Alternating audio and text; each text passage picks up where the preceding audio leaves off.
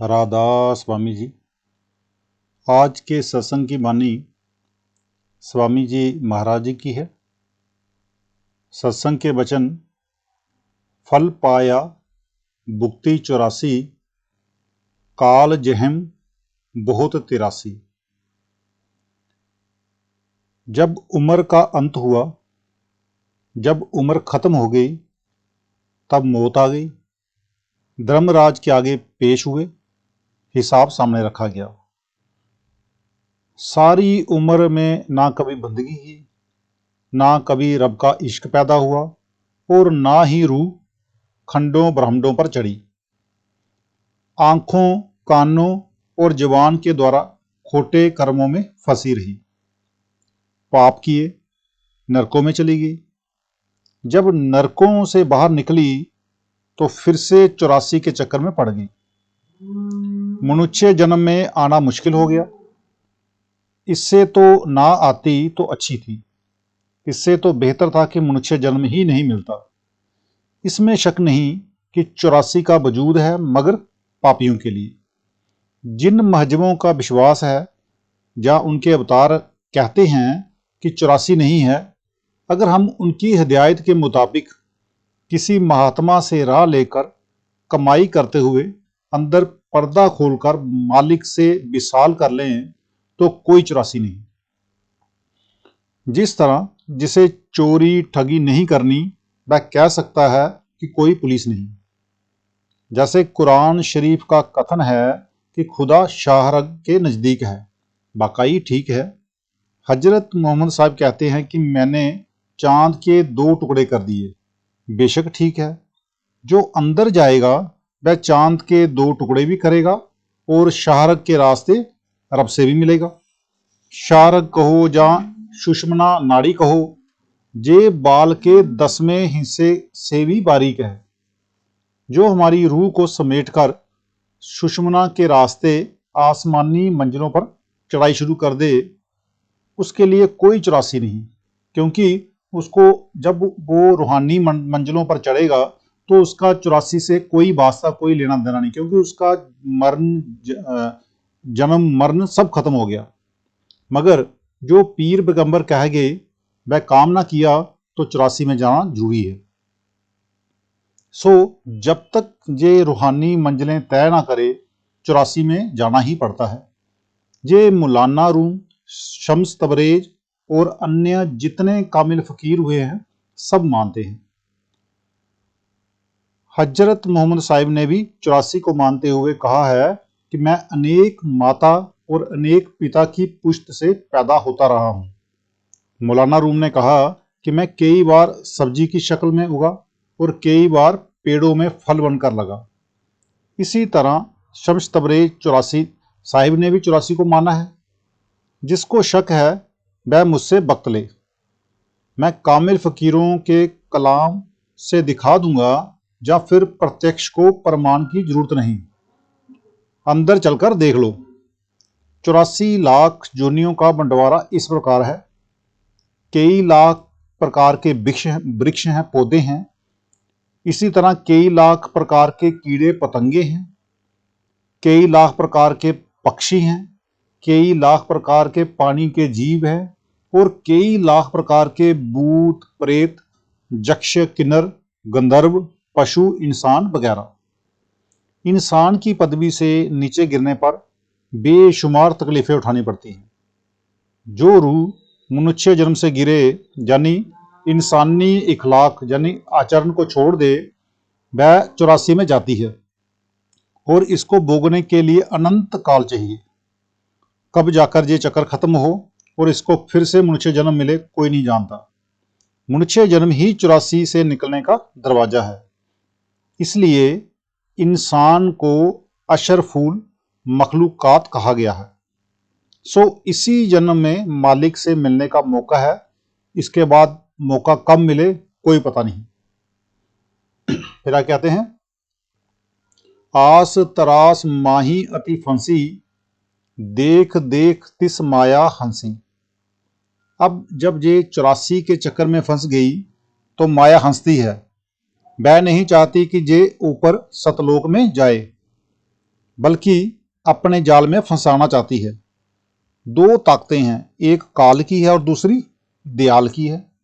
मुसलमान फकीरों ने इसे शैतानी और रहमानी कहा है।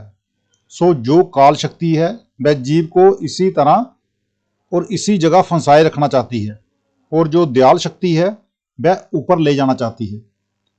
फिर कहते हैं, हंस हंस माया जाल बिछाया, निकसन की कोई राह ना पाया।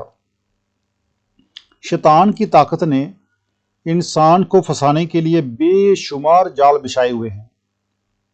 ये जो मन है खुद शैतान है। दुनिया में रहमान के बंदे कहीं कहीं हैं। अपने मन को देखो, हृदय की परख करो तो पता लगेगा कि हर एक इंसान की रूह मन के अधीन है। किसी बिरले की रूह ही आजाद है। मन से बुरा इसका कोई दुश्मन नहीं जो इसको कभी भी आजाद नहीं होने देता। ये दुनिया 84 लाख जोनियों के शरीर का एक अंधेरा जेल खाना है। कुल रूहें इसमें फंसी हुई भटक रही हैं। आंखों के पीछे पर्दा लगाकर हमारी रूह को बाहर निकाला हुआ है। जब तक ये अंदर जाकर शब्द को नहीं पकड़ लेती तब तक इसका जन्म मरण खत्म नहीं होता। 6 चक्रों में इसमें आजम यानी नाम नहीं। भाषा है, चाहे संस्कृत हो या अरबी, फारसी हो या अंग्रेजी या कोई और भाषा, मगर जो नाम है वह खंडों ब्रह्मांडों के जानों की जान है और सारे जहान का साझा है, सबका सबके लिए है। किसी भी पर्टिकुलर कौम या मजहब के लिए नहीं है। जब भाषा ही नहीं है तो कोई किताब भी नहीं, ना वेद, ना शास्त्र, ना ग्रंथ, ना पोथी। वह अलिखित कानून और अनबोली भाषा है। और ये मिलती कब है? जब आंखों से ऊपर जाए। लिखने और बोलने में भी नहीं आती। इसको नाद कह लो, कलाम इलाही कह दो, या कोई और नाम रख लो, ये आपकी मर्जी। मौलाना रूम साहिब कहते हैं, उसका कोई नाम नहीं, मगर जिस नाम से उसे पुकारो वह बोलता है। दुनिया लफ्जों को जप जप कर मर गई। दुनिया का बेशुमार हिस्सा नाम से खाली है। जब गुरु की हिदायत के मुताबिक 6 चक्कर पार करके आंखों के पीछे आसमान पर चढ़ो, वहां चंद्रमा सूरज को पार करो तो वहां नाम मिलेगा। जो जो चढ़ेगा उसको नाम की दौलत मिलेगी। वहां पहुंचकर इसको अपने आप का ज्ञान होता है कि मैं एक्चुअली हूं कौन। मैं कौन हूं? मैं रूह हूं। नाम की दौलत लेने के लिए दुनिया को नहीं छोड़ना, बाल बच्चों को भी नहीं छोड़ना और अपना कामकाज भी नहीं छोड़ना। अपने कारोबार सिलसिले जो आप करते हो वो करते जाओ, बल्कि घर बार में रहते हुए नाम की कमाई करनी है और फिर पर्दा खोलना है। फकीरों की जिंदगी देखो, कबीर जी कपड़ा बुनते थे, गुरु नानक साहिब ने खेती की, इसी तरह अन्य महात्माओं ने भी कामकाज किया है। इंसान के अंदर बेशुमार खजाने हैं, खुद खुदा है। कुल लुलाक यानी कि खंड ब्रह्मांड इसके अंदर हैं।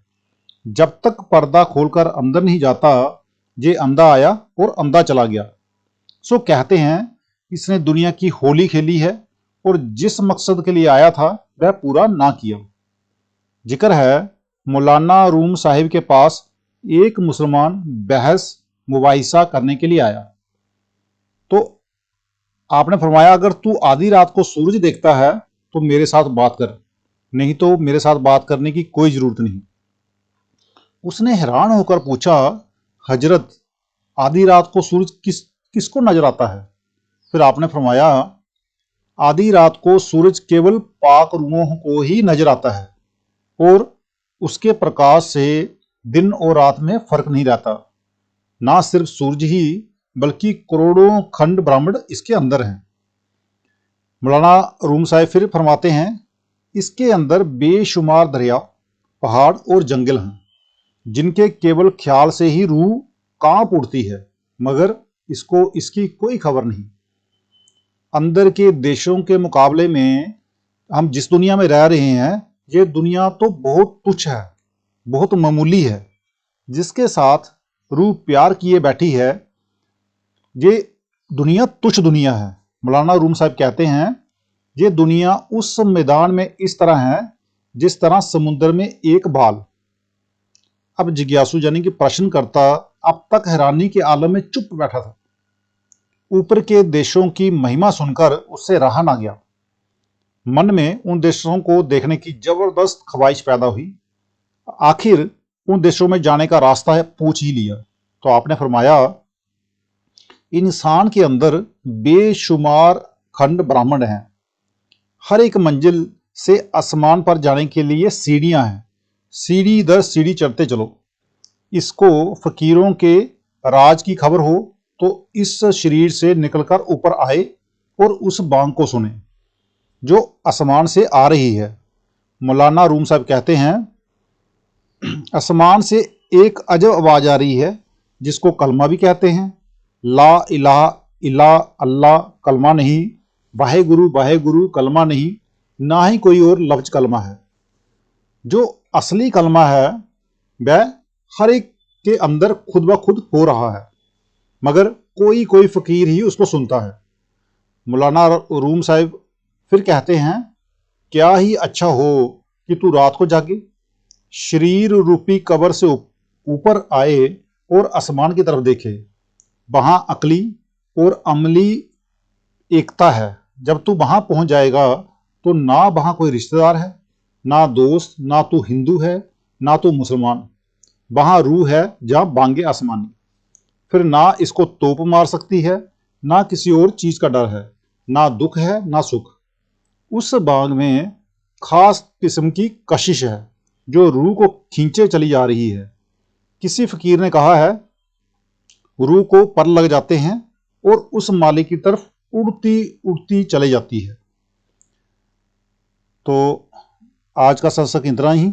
मिलते हैं कल के सत्संग में। राधा स्वामी जी।